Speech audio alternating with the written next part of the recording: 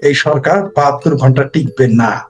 কিন্তু ইউনূস বিভিন্ন মূলা দেখিয়ে, জামাত কৌশলে বিএনপিকে মূল্য দেখিয়ে এই ক্ষমতাটাকে কুক্ষিগত করে রাখছে। বিএনপিকে বোকা বানিয়ে তারা এই ক্ষমতাটা ভোগ করতেছে। বিএনপি যদি পারতো তাহলে এই 16 মাসে তারেক রহমান চলে আসতো। তার মা মৃত্যু পথযাত্রী, তিনি ইংল্যান্ড থেকে ঢাকায় আসতে পারতেছেন না। এটা যে তাদের ব্যর্থতা, মানে আসলেই বিএনপি অসহায় দলে পরিণত হয়েছে। আমি তো তাও বলেছিলাম মাজা ভাঙা দল, এখন দেখি এরা অসহায় হয়ে গেছে। তবে এরা এখন যদি রক্ষা পেতে চায় তবে অবশ্যই আওয়ামী লীগকে ডাকতে হবে। আওয়ামী লীগকে যদি না ডাকে, আর যদি বলে না যে পরের যাত্রা ভঙ্গ করবো নিজের নাক কেটে, যদি তারা মনে করে না যে মন চায় সেই আসুক, ওই চরমনের পীরের মতো যে চিটাগাং বন্ধ যে ইচ্ছা সেই নেই, ভারত না নিলে, তেমনি তারা বিএনপি যদি মনে করে যে ইচ্ছে জামাত দরকার ক্ষমতায় থাকুক, আওয়ামী লীগ যেন না আসে, এই কথা যদি মনে করে তাহলে ভিন্ন কথা। কিন্তু আওয়ামী লীগ কিন্তু ক্ষমতায় আসবেই, আওয়ামী লীগকে ঠেকায় রাখতে পারবে না। বরং আওয়ামী লীগের সাথে যদি তারা, না আবারও বলতেছি, আওয়ামী লীগ বিএনপির সাথে না, বিএনপি আওয়ামী লীগের সাথে আসতে চায়, তাহলে বরং বিএনপির জন্য ভালো হবে, দেশের জন্য ভালো। না হলে আওয়ামী লীগ যদি একা ক্ষমতায় আসে তো বিএনপির কপালে খুব শনি থাকবে। জামাতের যে পরিণতি হবে বিএনপিরও সেই পরিণতি। আমি বলছি না যে আওয়ামী লীগ প্রতিশোধ নেবে, জনগণ তাদের প্রত্যাখ্যান করবে। কারণ বিএনপি আওয়ামী লীগ একক ক্ষমতায় মুরদে, এককভাবে একক শক্তিতে বাংলাদেশ আওয়ামী লীগ ছাত্রলীগের যতই তাদের নিষিদ্ধ করুক, তাদের সেই মুরুদ আছে। জামাত ইউনূস সরকারকে উষ্টা মেরে যমুনাতে ফেলে দিয়ে, বুড়িগঙ্গায় ফেলে দিয়ে, পদ্মায় ফেলে দিয়ে, আমি বলবো না পদ্মায় ফেলে দিলে তো তত ভালো পানিতে বলবো, ঢাকার মান্ডা একেবারে ওই পচা খালের মধ্যে ফেলে দিবে আওয়ামী লীগ সরকার। যদি কালকে শুধু বিএনপি, আবারও বলছি, বিএনপি যদি জামাতকে পাইন তালাক দেয় আর ইউনূসকে তালাক দেয়, তারা যে নাটক করতেছে, কারণ খালেদা জিয়া হচ্ছে ইউনূসের প্রাণ ভমরা। খালেদা জিয়ার মৃত্যুর ঘোষণার মধ্যে দিয়ে, কারণ আমি, যে কোনো মানুষের মৃত্যু হতে পারে, আপনার হতে পারে, আমার হতে পারে, তাই না? খালেদা জিয়ার তো ন্যাচারাল মৃত্যু হবে, কিন্তু খালেদা জিয়ার মৃত্যু এই মুহূর্তে বাংলাদেশের রাজনীতিতে টার্নিং পয়েন্ট। এটা কারোর জন্য ভয়ানক খারাপ হবে, কারোর জন্য ভয়ানক মানে বিস্ময়কর রকম ভালো হবে। খালেদা জিয়ার এই মুহূর্তে মৃত্যু ঘটলে শতভাগ ডিসিশন নেওয়ার ক্ষমতার অধিকারী হয়ে যাবে তারেক রহমান। তখন এই যে ম্যানেজ করা করে এগুলো চলবে না। তখন হয় সে তারেক রহমান আপোষ করবে, যেটা স্পষ্ট হবে, অথবা তারেক রহমান বিট্রে করবে, অথবা বাংলাদেশের মানুষই বিট্রে করবে। খালেদা জিয়া মরে যাওয়ার পরে তার অনুপস্থিতিতে বিএনপির মধ্যে যে কলহ সৃষ্টি হবে, এই কলহ ঠেকাইতেই বিএনপির অবস্থা খুব খারাপ হয়ে যাবে। পাশাপাশি খালেদা জিয়া মারা যাওয়ার পরে বিএনপির অনেক মানুষ ধরে নিবে তাদের ক্ষমতায় যাওয়া তাদের জন্য কঠিন হয়ে যাবে। তখন তারাও এই সরকারের বিরুদ্ধে বিদ্রোহ ঘোষণা করবে, এই ইউনূস সরকারের বিরুদ্ধে বিদ্রোহ ঘোষণা করবে। বাংলাদেশের জনগণ ভিন্ন চিন্তা করা শুরু করবে। তখন তারা বলবে যে তারেক রহমান দেশে আসতেছে না, নাকি আসতে দেওয়া হচ্ছে না, এই জিনিসটা স্পষ্ট হয়ে উঠবে। আরেকটা কারণ হতে পারে, তারেক খালেদা জিয়া মারা গেছে নভেম্বরে, কিন্তু তাকে ডিসেম্বরে মৃত্যুর ঘোষণা এই জন্য দিবে যাতে ডিসেম্বর মাস আমাদের জন্য খুব আবেগ ঘন মাস। ডিসেম্বর মাস হচ্ছে পাকিস্তান বাহিনীর পরাজয়ের মাস। আল বদর, আল শামস, রাজাকার, জামাত হেফাজতের স্রষ্টা, জামাতে ইসলাম, নেজামে ইসলাম, মুসলিম লীগ তথা স্বাধীনতা বিরোধীর কিছু চিঙ্কুবাম আছে, এদের হচ্ছে পরাজয়ের মাস। তো খালেদা জিয়াকে যদি ডিসেম্বরে ঘোষণা করে, তাহলে একটা তারা উসিলা পেয়ে গেল, তারা একটা সুতো পেয়ে গেল ডিসেম্বর মাসে। যেমন 15ই আগস্টে খালেদা জিয়ার জন্মদিন পালন করার একটা বদমাইশি বুদ্ধি জামাত তো ঝানু খেল। পর্দার অন্তরালে জামাত থাকে, জামাত আওয়ামী লীগের ভিতরে বসে থাকে, জামাত বিএনপির উপদেষ্টা পরিষদের রুমে বসে থাকে। সুতরাং এটা একটা গবেষণার বিষয়, যেটা কেন এটা করতেছে। তবে আমি মেজর আখতারুজ্জামান সাহেব, যিনি খালেদা জিয়ার চেয়ারপারসন উপদেষ্টা বিএনপির এমপি ছিলেন, এমনকি তার বিরুদ্ধে অভিযোগ আনা যাবে না যে তিনি অন্য দল থেকে আসছেন। তিনি কখনোই কোনো দল করেন নাই বিএনপি ছাড়া। সুতরাং তিনি যে কথাটা বলছেন আমি তার সাথে একমত। যারা মনে করে খালেদা জিয়া বেঁচে আছে তারা আহম্মক নাকি কি, বোকা নাকি কি, বা তার সাথে একমত, তা তিনি বলেছেন। আমিও তাদের সাথে একমত। তারা এটা একটা জটিলতা, যেমন আগেকার দিনে রাজা বাচ্চারা মারা গেলে তার মৃত্যু কয়েকদিন পরে ঘোষণা করতো, বিভিন্ন পরিস্থিতি স্বাভাবিক হয়ে গেলে তারপরে ঘোষণা করতো। তো এরকম একটা চালাকি করতেছে, বিএনপির সাথে একটা আরো আপোষ রফা করে পরে ঘোষণা করবে যে খালেদা জিয়া মারা গেছে। কিন্তু সবচেয়ে আশ্চর্যজনক বিষয়, তার জন্ম তারিখ যেমন বিতর্কিত হয়ে গেল শেষ মুহূর্তে, তার মৃত্যুর দিনটাও বিতর্কিত হয়ে গেল।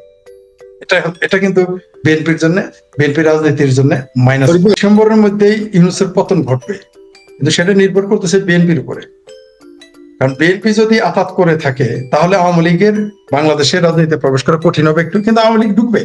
সে ডিসেম্বরে না ঢুকলে জানুয়ারিতে ঢুকবে, জানুয়ারিতে হলে ফেব্রুয়ারিতে ঢুকবেই। আওয়ামী লীগকে ঠেকানো যাবে না। কিন্তু বিএনপি যে কাজটা করতেছে, বিএনপি একেবারে নিজের পায়ে নিজে কোড়াল মারতেছে। শুধু নিজের পায়ে কোড়াল মারতেছে না, পাশাপাশি দেশের মাথায় কোড়াল মারতেছে। এটাই হচ্ছে সবচেয়ে বিপজ্জনক কথা, এটাই হচ্ছে সবচেয়ে বিপজ্জনক। আর ইউনুসকে তো পালাইতেই হবে, পালানোর ইউনুস যাতে না পালাতে হয় এই জন্য তো সে সকল নাটক করতেছে। ইউনুসকে বিদায় নিতেই হবে, নিতেই হবে, কোনো উপায় নাই, তার কোনো ওয়ে খোলা থাকবে না। সে নিজেই, আওয়ামী লীগ কি করবে, বিএনপি কি করবে, সেটা অ্যানাদার কোশ্চেন। সে নিজেই প্রতি মুহূর্তে গর্ত খুঁড়ে যাচ্ছে, নিজের গর্ত নিজেই খুঁড়ে যাচ্ছে। তার সর্বশেষ প্রমাণ হলো টিউলিপ সিদ্দিকীর বিরুদ্ধে মামলা করা, এবং যে ফালতু একটা মামলা করে, মানে হাস্যকর একটা মামলা করে, সেই মামলার উপরে আবার হাস্যকর রায় দেয়া।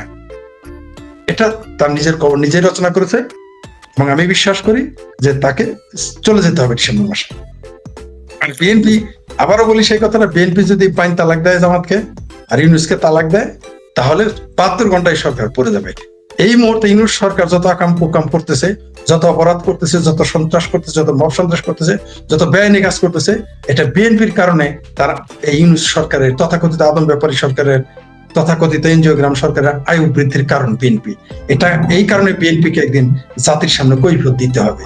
যদি তারা এটাকে আরো দীর্ঘায়িত না করতে চায়, কৈফিয়তের পাল্লা আরো ভারী না করতে চায়, এই মুহূর্তে তাদের উচিত এই তথাকথিত সরকারের বিরুদ্ধে যাওয়া এবং এই সরকারকে, সরকারের পাশ থেকে সমর্থন প্রত্যাহার করা। তাদের নেত্রীর মৃত্যুর খবর প্রচার করতে দেয় না, তাদের নেতাকে দেশে ঢুকতে দেয় না। এগুলোকে আওয়ামী লীগকে শিখিয়ে দিতে হবে, এগুলোকে আওয়ামী লীগকে শিখিয়ে দিতে হবে, আমাদের শিখিয়ে দিতে হবে। এদের জানা বুঝতেছে না তারা।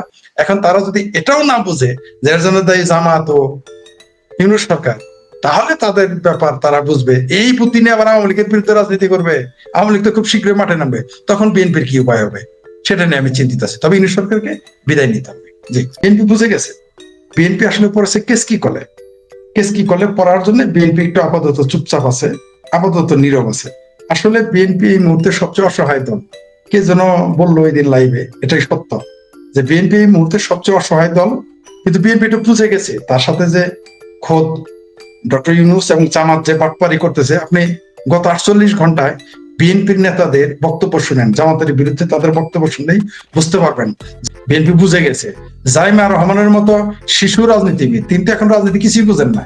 জাইমা রহমান যদি বুঝে ফেলেন যে এটা জামাত নিয়ন্ত্রিত ইউনূস সরকার, তো বিএনপি বুঝে নাই? অবশ্যই বুঝেছে। এমনকি তারেক রহমানও বলেছে যে তিনি বলতে পারতেছেন না, কিন্তু আমরা তো বুঝে গেছি কি বলতে পারতেছেন না। ওগুলো তো আমরা আপনার চ্যানেলে আগেই বলেছি, 5 মাস আগেই বলেছি। মেজর আখতারুজ্জামান স্যার বলেছেন, আমরা বলেছি, অনেকেই বলেছে। আমরা তো দুজন বলছি, তার অনেকেই বলেছে। এটা তো আমরা আগেই জানি। আর ওই যে আপনি একটা সুন্দর কথা বললেন, সুন্দর একটা তথ্য দিলেন যে অলরেডি রিড করে দিয়েছে নির্বাচন না হওয়ার জন্য বা পিছিয়ে দেওয়ার জন্য। ইউনূস এগুলো বদমাইশি করবেই, করতেই থাকবে। তিনি চাচ্ছেন তার আমৃত্যু যেন ক্ষমতাটা থেকে যেতে পারে। তার জন্য দেখেন না, খালেদা জিয়ার মৃত্যুটা পর্যন্ত প্রকাশ করতে দিচ্ছে না। মানে বিএনপি এত অসহায় হয়ে গেছে, খালেদা জিয়ার মৃত্যুটা ইউনূসের হুকুম ছাড়া প্রকাশ করতে পারতেছে না। কিন্তু এগুলো একদিন প্রকাশ হবে, জনগণ প্রকাশ করবে। বিএনপি যেদিন জামাতকে তালাক দিবে, বাইন তালাক দিবে আর ইউনূসকে তালাক দিবে, এই সরকার 72 ঘন্টা টিকবে না। ঐক্যবদ্ধ আন্দোলন করতে হবে না, এই সরকারই টিকবে না। বিএনপি তো একটা বোকা দল। তাকে তার হাতে ললিপপ দিয়ে, কখনো তার হাতে আইসক্রিম দিয়ে, কখনো তার হাতে একটা কটকটি, শনপাপড়ি, নই, আমাদের জামানপুরের ভাষা, এগুলো ধরিয়ে দিয়ে ক্ষমতা দখল করে রাখছে। বুনবুনি দিয়ে, চকলেট দিয়ে এগুলো ধরে রাখছে। বিএনপি এটা যখন বুঝতে পারবেন, আসলে বুঝতেছে কিন্তু সে অসহায়। কিন্তু এখন যখন দেখবে যে আর কাজ হবে না, তখন দেখবেন একে ঠিকই তালাক দিবে, আন্দোলন করতে হবে না, এই সরকার এমনি পড়ে যাবে। এই 15 মাসে যা ঘটেছে, এত অপরাধ, এত সন্ত্রাস, এত হত্যা, এত ধর্ষণ, এত অপহরণ আজ পর্যন্ত হয়নি, এত জ্বালা অপরাধ আজ পর্যন্ত হয়নি। আপনি দেখেন আজ পর্যন্ত যেখানে শত শত হাজার হাজার মানুষ মেরে ফেলে দক্ষিণ আফ্রিকা, মানে আফ্রিকার দরিদ্র দেশগুলোতে জাতিগত দাঙ্গায়, ধর্মীয় দাঙ্গায়, তাই না? সেখানেও কিন্তু কবর থেকে লাশ তুলে পোড়ায় না। বাংলাদেশে কিন্তু সেটা ঘটেছে, কবর থেকে লাশ তুলে পুড়িয়ে দিয়েছে। এগুলো তো পরিকল্পিত ভাবে করা হচ্ছে। আপনি দেখেন নিরীহ পাও, যাদের লাথি মারলে পিছনে ঘুরে তাকায় না, সে বাউলদের বিরুদ্ধে হামলা কেন? পরিকল্পিত ভাবে করাচ্ছে, একেবারেই পরিকল্পিত। কোনো সন্দেহ নাই। কেন এগুলো করাচ্ছে? প্রথমত নির্বাচন দীর্ঘায়িত করার জন্য, যাতে নির্বাচনটা না হয় বা আর হলেও অনেক দেরিতে হয়, যাতে এই যে জামাই আদরটা ভোগ করতে পারে। আরেকটা কারণ হলো দেশটাকে একটি, যেটা আপনি শেষে বলতে চেয়েছিলেন সেখানে হয়তো আমি থামিয়ে দিয়েছি, সেটা হলো দেশটাকে ব্যর্থ রাষ্ট্র হিসেবে প্রমাণ করতে চাচ্ছে এই ইউনূস সরকার, যাতে তারা বলতে পারে দেশ স্বাধীন হয়ে কি লাভ। কারণ দেশ স্বাধীন হওয়ার পরে 50 বছরে যে দিকে চলে গিয়েছিল, খোদ পাকিস্তানি সংসদে বলা হতো যে হামে বাংলাদেশ বানাতো, হামে বাংলাদেশ বানাতো। এই যে আজকে যারা পেয়ারা পাকিস্তানি, তাদের আব্বারা সংসদে, তাদেরই সংসদে দাঁড়িয়ে বলে হামে পাকিস্তান বানাতো, সিঙ্গাপুর নেই। এগুলো তাদের গায়ে জ্বালা ধরেছে। এই বাংলাদেশটা একটি ব্যর্থ রাষ্ট্র বানাতে পারলেই তাহলে এই জামাতিরা, পরাজিত শক্তিরা, পাকিস্তানের খয়ের খা, পাকিস্তানের রুহানি আওলাদ, এরা যা ইচ্ছে তাই বলতে পারবে, অলরেডি বলতেছে।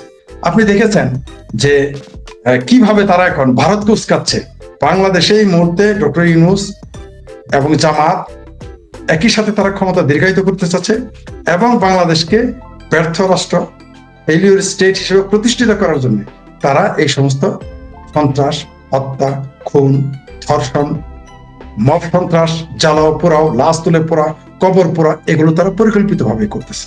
এই সরকার 72 ঘন্টা টিকবে না। কিন্তু ইউনূস বিভিন্ন মূলা দেখিয়ে, জামাত কৌশলে বিএনপিকে মূল্য দেখিয়ে এই ক্ষমতাটাকে কুক্ষিগত করে রাখছে, বিএনপিকে বেকুব বানিয়ে, একটু স্পষ্ট বলতে বললে একেবারে বোকা বানিয়ে তারা এই ক্ষমতাটা ভোগ করতেছে। এই মুহূর্তে আওয়ামী লীগের লোকের নিরাপত্তা দরকার, খালেদা জিয়ার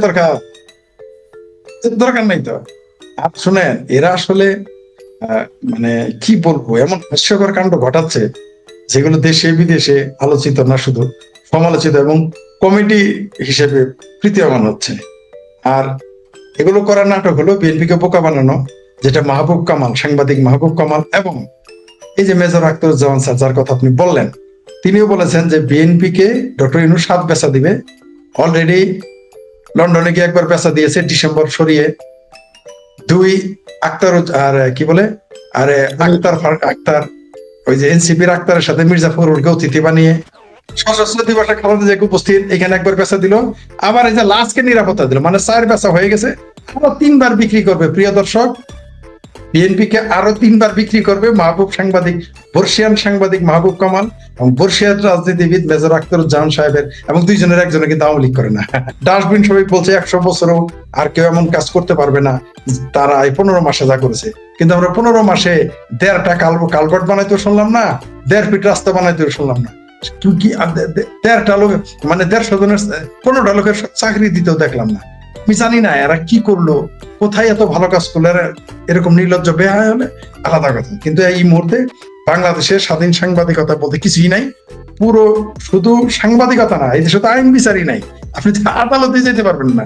এই যে আওয়ামী লীগ যে নিষিদ্ধ হইলো, একটা লোক আদালতে যেতে দিছে, শেখ হাসিনার বিরুদ্ধে বিচার করতেছে, একটা উকিল যেতে দিছে, যে উকিল নিয়োগ দিছে এটা তো জামাতেরই গোলকিপার। জামাতের গোলকিপার কিভাবে আওয়ামী লীগের উকিল হয়? তারপর আবার বিচারক কারা, যারা সবাই আগে ব্যাকগ্রাউন্ড, তারা হয় জামাত করছে না শিবির করে আসছে। তো এরা যা করার তাই হবে, যা করতেছে। তো মানুষের আস্থা বিশ্বাস কেন রাখবে?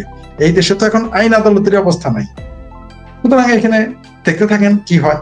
তবে বিএনপি যে বোকামি করেছে, বোকামি খেসারত দিচ্ছে। তারা ডিসেম্বর থেকে পিছিয়ে যাওয়ার কারণে তারা বিপদে পড়েছে। বাংলাদেশে এই মুহূর্তে মৌলবাদীদের খপ্পরে, বাংলাদেশে এই মুহূর্তে মব সন্ত্রাসীদের খপ্পরে, বাংলাদেশে এখন পাকিস্তান নিয়ন্ত্রিত। জাইমা রহমান বলছে জামাত নিয়ন্ত্রিত ইউনূস সরকার।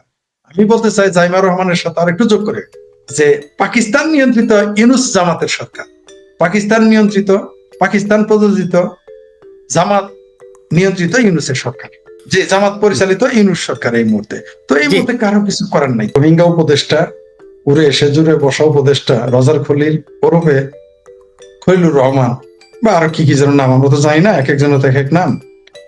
তার কাছে 13টি স্পট নির্দিষ্ট করে দেওয়া হয়েছে, যে 13টি জায়গায় জঙ্গি ট্রেনিং দেওয়া হচ্ছে পাকিস্তানের মদতে, পাকিস্তানের আইএসআই এর মদতে। বিস্ময়কর বিষয় এবং দুঃখজনক যে তার একটি হচ্ছে আমার জামালপুর জেলা। আমাদের জামালপুর জেলাকে নির্দিষ্ট করে দেওয়া হয়েছে। 13টি জায়গার একটি হচ্ছে বাংলাদেশের জামালপুর জেলায়, যমুনার পাড়ের আশেপাশে তাদেরকে ট্রেনিং দেওয়া হচ্ছে বলে, বা অন্য কোথাও ট্রেনিং দেওয়া হচ্ছে, ট্রেনিং স্পট আছে বলে মনে করা হচ্ছে। এবং এটা মনে করাটাই স্বাভাবিক, কারণ কয়েকদিন আগেই, অর্থাৎ নভেম্বর মাসেই হাফিজ সাইদের যে রাইট হ্যান্ড, একজন আলেম, তথাকথিত আলেম, সে আমাদের সরিষাবাড়ি গিয়েছিল। সামর্থ্যবাড়ি নামে এক এলাকায় সরিষাবাড়ির, সেখানে সে বক্তব্য দিয়ে আসছে, ওয়াজ করে আসছে। সেখানে সালাফি মৌলানা আব্দুর রাজ্জাক ছিলেন, সেটা আমিও পোস্ট দিয়েছিলাম। যাই হোক, তো এই বিষয়গুলো আমার দেশের জন্য ভালো ফল বয়ে আনবে না। তবে ভারত বাংলাদেশকে আক্রমণ করবে কিনা, যুদ্ধ করবে কিনা, এই ব্যাপারে আমাকে যদি বলতে হয়, আমি বলবো যে বাংলাদেশকে যখন ভারত মনে করবে কিছু করা দরকার, মানে শাস্তি দেওয়া দরকার বা অ্যাকশনে যাওয়া দরকার, তাদের জন্য যুদ্ধ করার প্রয়োজন নেই। আমার মনে হয় যে বাংলাদেশের বিরুদ্ধে শুধুমাত্র ফুড চেইনটা কেটে দিবে। ফুড চেইন কেটে দিলে, আমি এর আগে বহু জায়গায় বলেছি, বাংলাদেশের 2 থেকে 3 কোটি মানুষ না খেয়ে মারা যাবে, মন দুর্ভিক্ষ হবে। কিভাবে? 50 লাখ মারা যাবে ভারত যখন ফুড চেইন কেটে দেবে। আর 2.5 কোটি কেন মরবে জানেন? বাংলাদেশের মানুষ হচ্ছে লোভী, বাংলাদেশের মানুষ হচ্ছে পাষণ্ড। এই মুসলমান হোক আর হিন্দু হোক, এরা দেখবেন খুব ধর্মের কথা বলে। বাংলাদেশে হিন্দু কমে কিন্তু মন্দির বাড়ে, সবচেয়ে হাস্যকর ব্যাপার। সারা পৃথিবীতে যে সম্প্রদায় বাড়বে, তখন না সেই প্রতিষ্ঠান বাড়বে, সেই উপাসনালয় বাড়বে। বাংলাদেশ উল্টা, যেখানে মন্দির বাড়ে কিন্তু সংখ্যালঘু প্রতি বছরই কমে। আর এইদিকে হিন্দু, তার মানে কি মন্দিরে বেশি যায়। দ্বিতীয় হলো মুসলমান, এরা তো প্রতি শুক্রবারে তো এদের তৌহিদি জনতার আসর না বসাইলে হয় না। এদের সাথে তো বড় ধার্মিক এই দেশে নাই, কিন্তু এই দেশে 1 লাখ কোটি টাকার ইয়াবা খায় প্রতি বছর, কোনো সমস্যা, ফেনসিডিল খায়, ধর্ষণ করে, খুন করে, অপহরণ করে। এমনকি অপহরণ করতে করতে এতই তারা হাত পাকিয়েছে যে সৌদি আরবেও অপহরণ করে সেখানে 20টার কল্লা আলাদা করে দেওয়া হয়। তো সেই জাতি আমরা, এরা কি করবে জানেন? ভারত যখন ফুড চেইন কেটে দিবে, এরা তখন খাদ্য মজুত করবে। এই খাদ্য মজুত করতে গিয়ে নিজেরাই 2.5 কোটি লোক মেরে ফেলবে। গড়ে 3 কোটি মানুষ মারা যাবে যদি দুর্ভিক্ষ। ভারত যদি মনে করে ভারতের যুদ্ধ করার বাংলাদেশের সাথে কোনো প্রয়োজনই নাই। আমি মনে করি ভারত যদি যুদ্ধ করে, আমি মনে করবো যে ভারত তার চাণক্য নীতি থেকে ফিরে আসছে এবং তাদের বুদ্ধি কমে গেছে। কোনো প্রয়োজনই নাই। শুধুমাত্র ভারত বলবে, যে গল্প করে না যে ভারত থেকে পেঁয়াজ আসতে পারে নাই, যে পেঁয়াজ আনতে পারে না, মানে ভারতের তো না খায় মারা যাবে। ভাই, ভারত যেদিন আমাদের ফুড চেইন কেটে দিবে, আপনারা কল্পনাও করতে পারবেন না কিভাবে পালে পালে না খায় মারা যাবেন। চিটাগাং বন্ধুদের আপনারা কয়দিন পালবে? গাজাতে 17 লক্ষ মুসলমান পালতে সারা দুনিয়া 57% মুসলিম দেশ সহ আরো ইউরোপ আমেরিকার কত মানুষ তাদের সহযোগিতা করে, তারপরেও তারা না খায় মারা যায়, পালে পালে মরে। আর বাংলাদেশে 2.5 কোটি, এই এক ঢাকা শহরেই থাকে 2.5 থেকে 3 কোটি মানুষ। এদের খাবার কে দিবে? কোন দেশের এত টাকা পড়ছে আপনাদের খাওয়াবে, আমাদের খাওয়াবে এত? আর তারপর সেই তাদের খাওয়াবে যারা বেইমানি করবে, যারা স্বাধীনতা যুদ্ধে যাদের সহযোগিতা করছে তাদের সাথে সেই ভারতের সাথে বেইমানি করে, এদের কে খাওয়াবে? আর ভারত যদি ছলে বলে কৌশলে চিটাগাং বন্দরের আশেপাশে সমুদ্রে তাদের নৌবাহিনীর চলাচল বৃদ্ধি করে, তাহলে তো দশা আরো খারাপ হয়ে যাবে।